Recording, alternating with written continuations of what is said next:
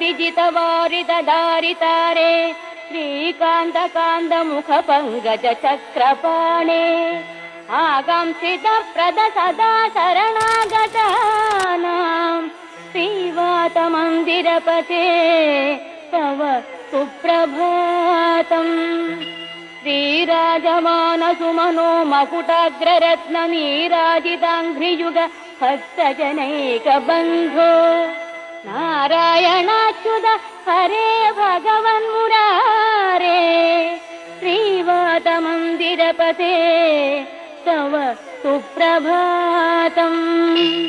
भूलोकवासि जनपुण्यफलेन नृणामालोकनाय